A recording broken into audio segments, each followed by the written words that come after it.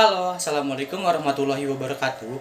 Shalom, Om Swastiastu, Namo Buddhaya, Salam Kebajikan. Sebelumnya, izinkan saya memperkenalkan diri terlebih dahulu. Karena menurut kata pepatah, tak kenal, maka tak sayang. Kali aja, nanti Neng yang nonton video ini jadi sayang. Perkenalkan, saya adalah Noval Fadilah, mahasiswa Prodi Perjalanan Wisata, Fakultas Ilmu Sosial, Universitas Negeri Jakarta. Dan di sini saya akan melakukan virtual guiding suku Lampung.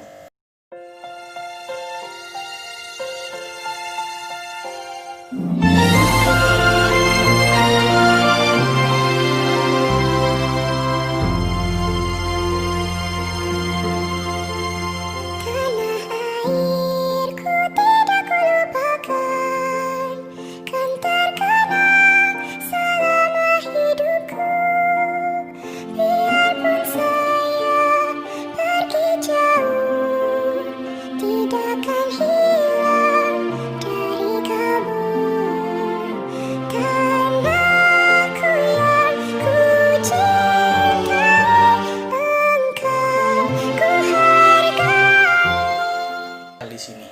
Kalau saya bilang asik-asik, teman-teman sekalian jawab jos. Dan kemudian kalau aku bilang jos, teman-teman bisa bantu jawab asik-asik. Nah, yang terakhir, kalau saya bilang Lampung, teman-teman bisa jawab asik-asik hublah. Yuk kita coba. Asik-asik. Jos. Lampung. Keren banget, teman-teman. Nah, di sini saya akan memberikan sedikit informasi tentang itinerary kita selama melakukan tour di Lampung. Dan juga ada informasi tentang unsur-unsur kebudayaan yang ada di Lampung. Itinerary kita di hari pertama ini kita akan menuju ke Menara Siger. Kemudian dari Menara Siger kita akan bergeser ke Lampung Timur. Tepatnya kita akan menuju ke Sesat Agung. Nah, di Sesat Agung ini kita akan melihat sebuah seni pertunjukan tari yang bernama Tari Sigih Pengunten. Nah, dari Sesat Agung kita akan menuju ke Taman Nasional Waikambas. Terakhir, kita akan beristirahat di Swiss Bell Hotel Lampung. Di hari kedua, kita akan menuju ke Universitas Negeri Lampung di pagi hari. Kemudian, dari Universitas Negeri Lampung, kita akan pergi lagi menuju ke Pelabuhan Ketapang untuk bisa mencapai ke Pulau Pahawang. Nah, di Pulau Pahawang ini kita akan menginap selama 2 hari 1 malam. Nah, setelah dari itinerary, kita akan menuju ke pembahasan tentang 7 unsur kebudayaan suku Lampung. Yuk, disimak teman-teman. Pertama, ada sistem religi dan juga falsafah. Masyarakat Lampung pada masa lampau menganut sistem kepercayaan dinamisme, yaitu mereka menyembah dan juga percaya akan adanya kekuatan yang dimiliki suatu benda yang sakral atau keramat. Biasanya mereka menyembah sebuah pohon yang berusia ratusan tahun yang diiringi sebuah sajen. Nah, tetapi pada masa ini masyarakat suku Lampung mayoritas menganut agama Islam yang dibawa oleh Sultan Hasanuddin dari Makassar. Selain agama Islam, masyarakat Lampung juga menganut 5 sistem kepercayaan lainnya yang diakui di Indonesia. Kemudian, masyarakat Lampung memiliki falsafah hidup yang disebut Ulun Lampung dan terdapat dalam kitab Kuntara Raja Niti yang isinya adalah pertama, Piil Pesenggiri, yang berarti mereka akan malu melakukan perbuatan yang hina menurut agama dan memiliki harga diri. Kedua, ada Ajok. Kedua, ada Juluk Adok, yang berarti mempunyai kepribadian sesuai dengan gelar adat yang dimilikinya. Nah, yang ketiga ada Nemui Nyimah, yang berarti saling mengunjungi untuk bersilaturahmi dan juga ramah tamah dalam menyambut tamu.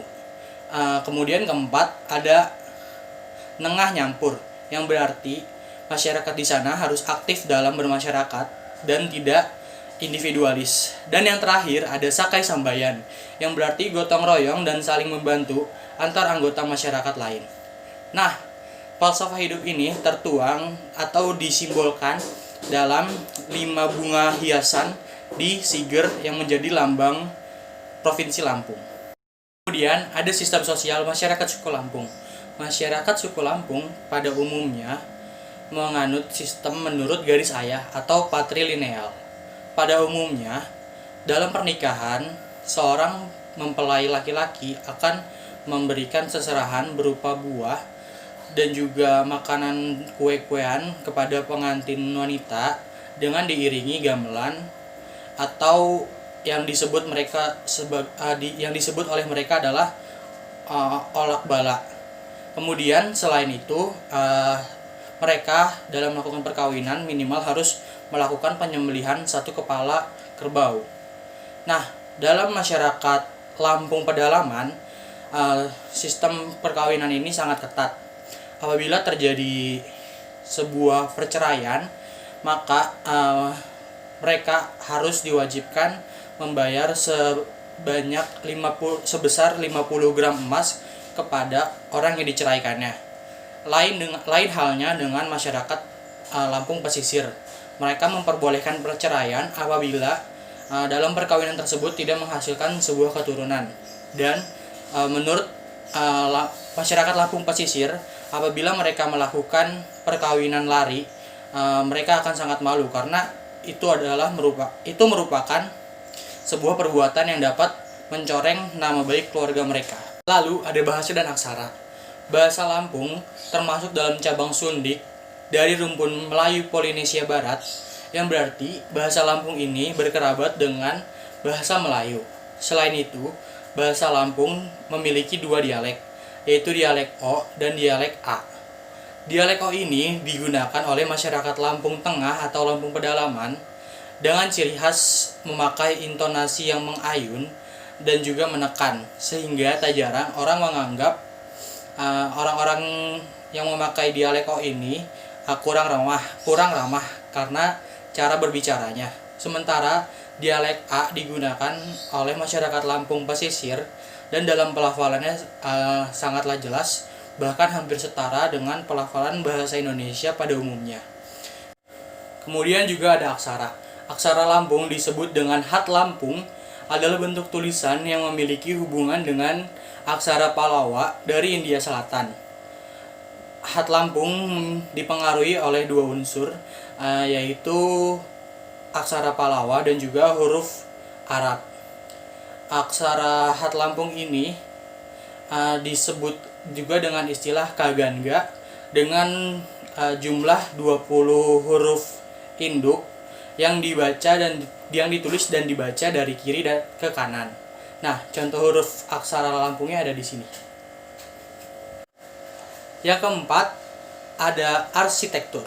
Masyarakat Lampung tinggal di sebuah rumah berbentuk panggung yang bagian atapnya terbuat dari ilalang dan menggunakan bahan baku jenis kayu, yaitu kayu merbau, kayu nangi, dan juga kayu bungur. Nah, ketiga jenis kayu ini dipilih karena dianggap oleh mereka lebih kuat dan tahan lama dibandingkan kayu jati. Nah, rumah adat Lampung ini disebut Nuo Sesat. Nuo yang berarti rumah dan Sesat berarti adat. Nah, masyarakat Lampung biasa membangun Nuo Sesat ini di bagian hulu-hulu sungai dan berderet. Hal ini bertujuan untuk memudahkan pemilik rumah dalam mengambil air. Nah, masyarakat Lampung juga membuat rumahnya ini berkonsep panggung, bukan sembarangan loh teman-teman. Mereka bersiaga untuk menghadapi apabila sewaktu-waktu sungai yang mereka jadikan sebagai sumber air meluap, sehingga rumah mereka tidak akan tenggelam. Nah, selain itu, rumah panggung ini juga dibuat untuk menghindari dari serangan-serangan hewan buas. Yang kelima, ada sistem teknologi. Masyarakat Lampung bagian pesisir memiliki mata pencarian sebagai nelayan dan mereka juga bercocok tanam. Kemudian masyarakat Lampung bagian tengah atau bagian pedalaman, mereka biasanya bermata pencarian sebagai peternak dan juga berkebun. Dari berkebun ini mereka mempunyai produk unggulannya berupa kopi, karet, lada, dan juga cengkeh. Nah, selain itu, masyarakat Lampung Tengah ini memiliki cara berternak yang unik loh teman-teman. Mereka cenderung membebaskan hewan-hewan ternak mereka untuk mencari makanannya sendiri, karena di sekitar rumah panggung yang mereka miliki masih asri dengan alam-alamnya. Nah, kemudian setelah mereka membebaskan hewan ternaknya untuk mencari makanannya sendiri, mereka akan mengembalikan hewan ternaknya atau mengikatnya di bagian bawah rumah panggung. Jadi masyarakat Lampung tidak perlu membuat sebuah kandang lagi untuk hewan ternak mereka. Sebuah inovasi yang efisien, bukan teman-teman? Yang keenam ada seni pertunjukan.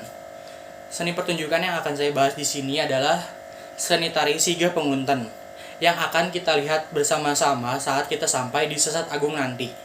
Tarian ini adalah tarian baru yang merupakan bentuk perpaduan antara tari melinting dan juga tari sembah. Tarian ini dilakukan untuk pembukaan acara baik itu formal maupun non-formal yang bertujuan untuk menyambut tamu.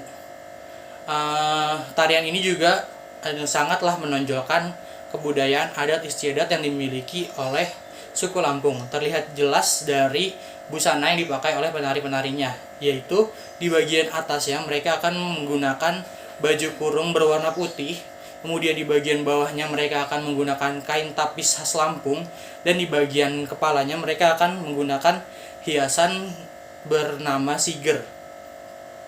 Nah, pada akhir tarian ini, penari utama akan memberikan kotak atau wadah sirih yang terbuat dari kuningan kepada tamu agung atau perwakilan dari kelompok kita.